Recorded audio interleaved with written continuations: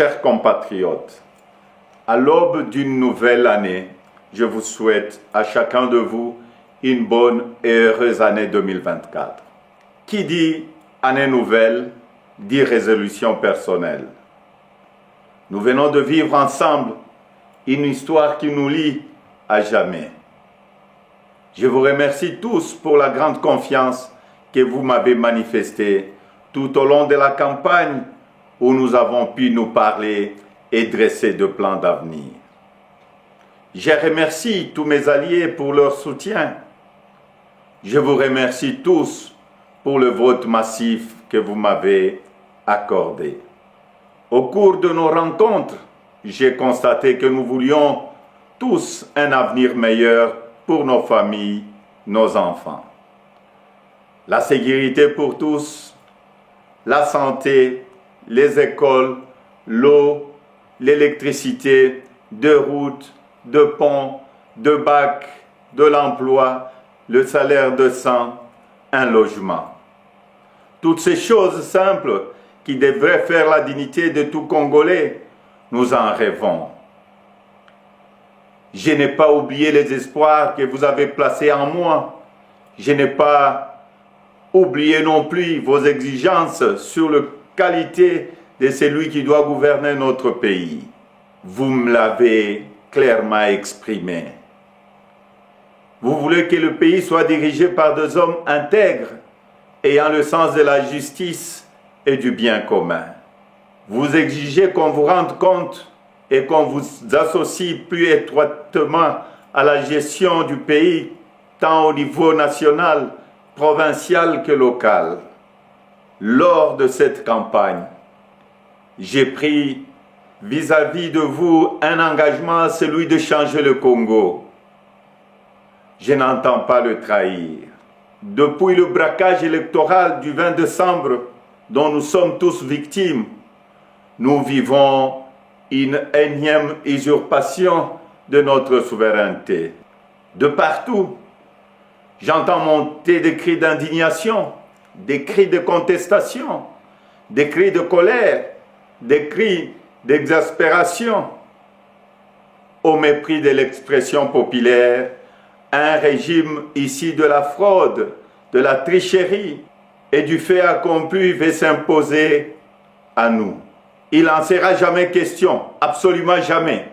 À l'aube de cette année nouvelle, au cours de laquelle nous aspirons à la paix, à la sécurité, à la stabilité et au développement, nous savons tous que nous ne pourrons jamais bâtir une nation apaisée et tisser le lien du vivre ensemble sur le mensonge, la fraude et la tricherie.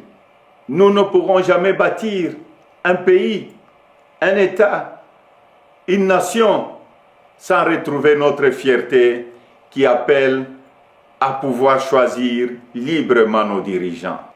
Le serment de liberté que nous ont légué le Père fondateur repose sur le lien sacré qui doit exister entre le peuple congolais et ses représentants.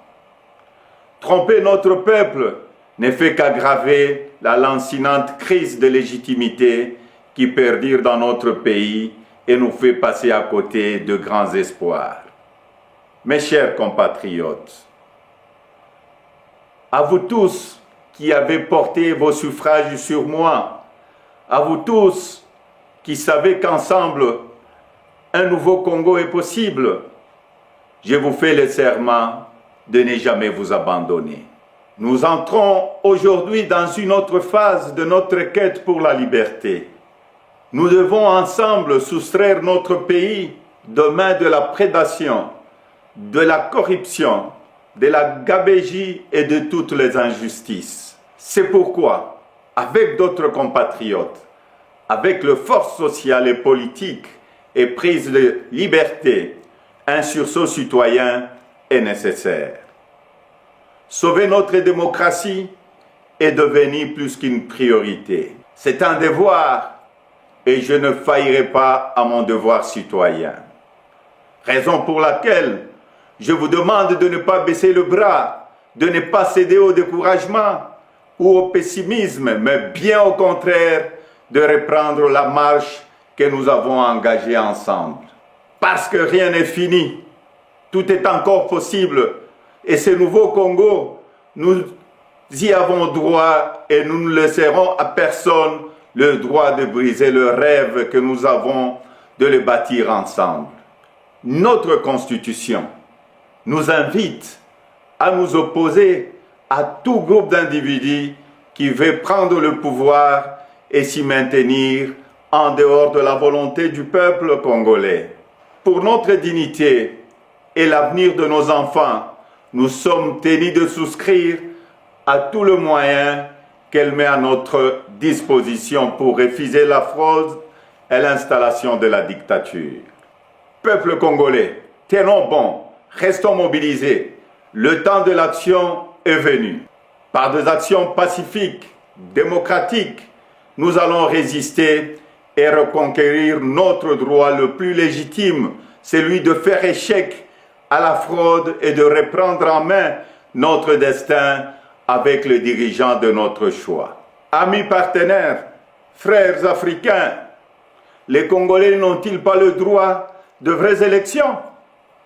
Dites-moi, dans quel pays au monde l'on retrouve des machines à voter entre les mains des candidats du pouvoir et on se précipite à proclamer et à féliciter un vainqueur aux élections? Dites-moi le nom de ces pays. Citez-moi un seul pays au monde où l'on décide de prolonger la période des élections de 11 heures à 6 ou 7 jours et on se précipite ensuite à féliciter le vainqueur. Citez-moi un seul pays dans le monde où on proclame le vainqueur sur la base de bureaux de vote et de machines à voter dont on ne connaît même pas le nombre au jour de l'élection. Personne ne peut s'ériger en complice de cette fraude électorale que nous accepterons jamais. Que vive la République démocratique du Congo, unie, libre et prospère. Merci.